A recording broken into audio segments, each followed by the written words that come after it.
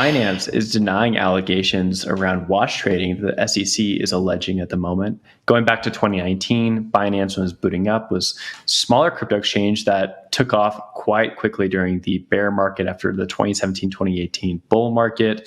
It popped pretty quickly with a lot of the key talent coming from different exchanges at the time and forming Binance.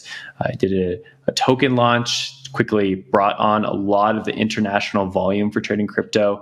And now the SEC is looking back through the texts and catalogs of executives and former executives in Binance and saying, hey, that might be wash trading. A new report also shows that a significant amount of crypto trading is wash trading industry. Just for reference, wash trading refers to someone trading the same amount of token allocations over and over again to give fake volume on an exchange. Now, I want to give this one to Wendy. Quick thought on it really quickly here, however, is that this is a pretty common practice for a lot of exchanges that are bootstrapping, and then they normally get rid of it as these industries mature. So I'm not really taken back by this headline at all. It seems to be like a pretty simple thing in the industry we've seen time and time again. But what's your take? Yeah, I don't think it's really that big of a deal. This happens all of the time. It happens in traditional finance. It happens with market makers. Like, people are always constantly injecting liquidity, removing liquidity, all of that stuff. So I don't know. I feel like it's just kind of a standard practice, but in crypto, it's kind of frowned upon, which I can understand. But at the same time, I mean, where are you going to get your liquidity from if you're not doing different things? And I don't know. I don't even know what the laws and regulations are about it. But at the same time, it might not even have been Binance US doing this. It could have been someone with quite a bit of liquidity coming in and out of the market. And that's something you can't control necessarily. So I don't know. It's kind of part of the game. It's kind of something that, people should be indicating in their trading or investing journals when they're entering into trades or exiting, and looking at order books and doing their best to figure out what's going on. So and again, one of the things that probably bothers me the most about all of the Binance stories, whether it's Binance US or Binance, is their consistent hit pieces.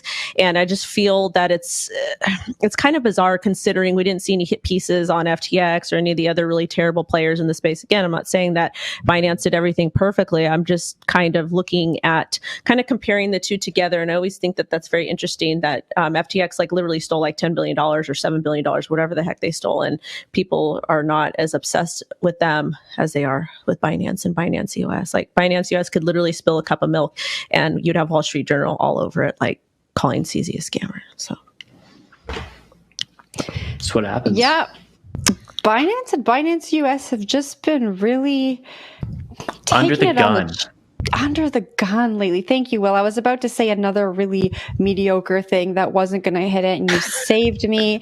I do want to read a response from Binance US spokesperson in the article. They said, "We strongly believe that the SEC's allegations regarding wash trading are entirely unfounded and based on a fundamental misunderstanding of the facts and a misapplication of the relevant law." It feels like, though, right now, regulators are just looking at all of the information they've been compiling over the years, and it just feels like an interesting time for it all to be coming out. We're looking at messages from, I think, 2019, 2020, 2021, and these are the messages that are being referenced in the Wall Street Journal and being referenced by the SEC. And I think it's interesting that it's all kind of coming out at once. Will, got any last thoughts on this one? Yeah, I got some thoughts here really quickly. We got a minute left. One thing I want to go back to is what I was talking about earlier with the wash trading allegations. So again, this is a pretty common practice in early trading with a lot of companies. I was actually talking last week with someone who works on options derivatives and for Bitcoin mining, and they were previously at a big Chicago-based firm in traditional finance, and they were sort of talking about this makes sense to them. When you're bootstrapping a company, you don't have anyone trading on your platform, so you do bring in market makers to trade for you. Now, the wash trading is a little bit separate, right? Where you're just kind of trading tokens over and over again to bring in volume. But I think it does serve some sort of purpose. Now, they're comparing this to traditional sector, which did have wash trading once upon a time when that sector was also starting, right? Because you want to show some sort of volume so people can jump into trading. It's not great, however, because it does hurt price manipulation. It does hurt the industry in general. So I think that this is something that's going to get washed out, no pun intended, over time, right? This is not going to be a thing in the next few years.